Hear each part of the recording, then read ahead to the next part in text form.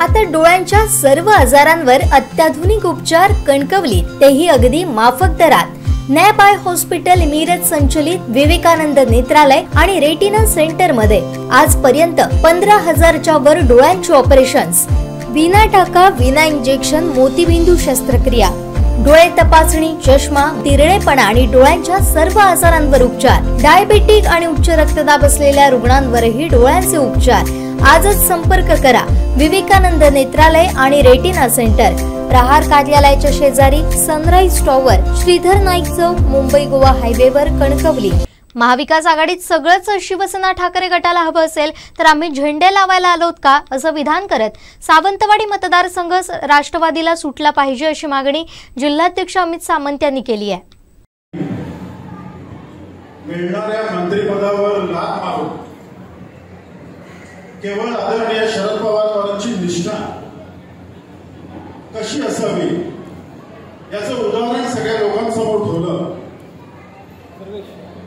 आणि आज शरद पवारांच्या राष्ट्रवादी काँग्रेस पक्षाच्या आढावा बैठकीसाठी जे इथे उपस्थित राहिले ते राज्याचे माजी सहकार मंत्री, आपले नेते आदरणीय आमदार बाळासाहेब पाटील साहेब यांना आपण त्यांनी दाखवलेल्या निष्ठेविषयी एक कौतुकाची भावना म्हणून प्रचंड टाळ्याच्या कडकडाट तिचं स्वागत करून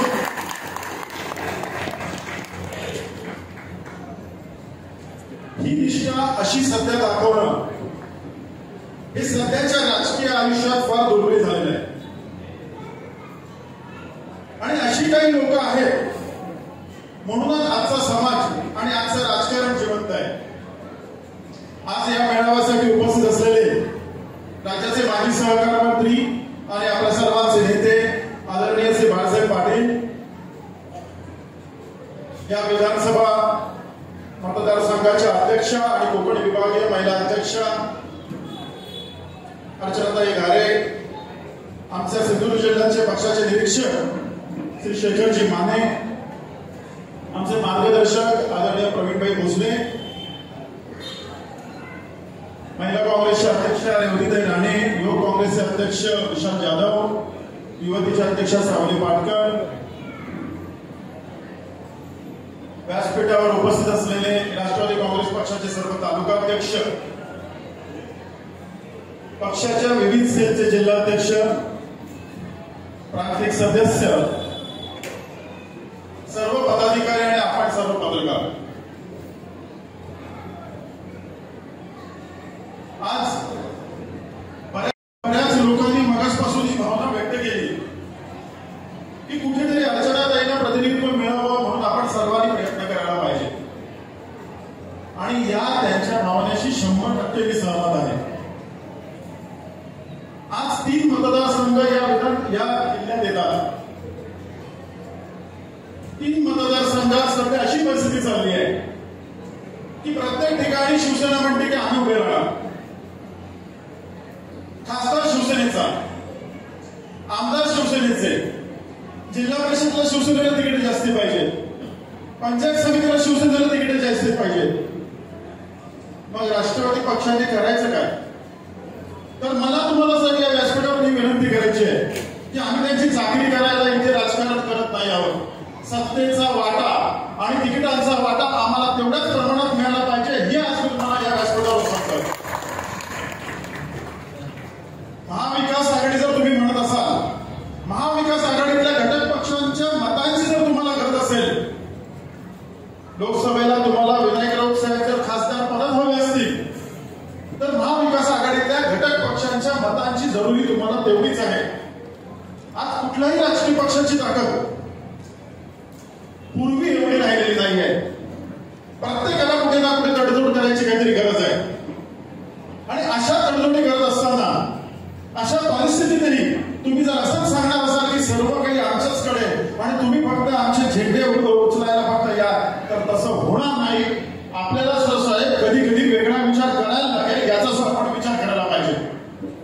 हे जे कार्यकर्ते सगळे काम करतात, आज दोडामार्ग तालुक्यापासून देवगड तालुक्यापर्यंत, वैभववाडी तालुक्यापर्यंत आज इथे लोक सामान्यवाडीत आलेली आहेत, यांच्या मताला सुद्धा कुठेतरी आपल्याला आदर करायला पाहिजे। आज हे एवढे कार्यकर्ते सगळं घरात धार्मिक कार्य उपस्थित राहत आहेत. या प्रत्येक कार्यकर्त्याच्या मागे आज कुठेतरी 5-10 मतांची वेगळी आहे. मग याचा विचार आपण करणार नाही आहोत. केवळ आपण म्हणालात मगाशीच की बाबा महाविकास आघाडीचे वरिष्ठ नेते याच्यात लक्ष घालतील आणि ते निर्णय घेतील. पण पक्षाचा जिल्हाध्यक्ष म्हणून माझं कर्तव्य आहे की सावंतवाडी विधानसभा मतदारसंघ हा राष्ट्रवादीलाच मिळाला पाहिजे आणि राष्ट्रवादीच्या उमेदवार या अर्चनाताई घालेच असतील असं जिल्हाध्यक्ष म्हणून माझी तुमच्याकडे मागणी आहे. आणि नव्हे तुमच्याकडे हट्टच आहे.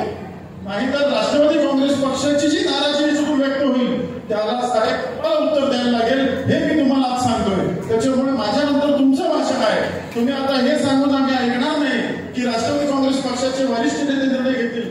तुम्हीच आमचे वरिष्ठ आहात. निर्णय तुम्हालाच घ्यायचा आहे. या व्यासपीठावरून तुम्हाला हेच जाहीर करायचं आहे की अर्चनाताई याच आमचे उमेदवार असतील, राष्ट्रवादी काँग्रेस पक्ष हा उमेदवार असेल हे तुम्हाला जाहीर करायचं आहे. तुमच्या कुठल्याही प्रकारचा दबाव मी आणत नाहीये.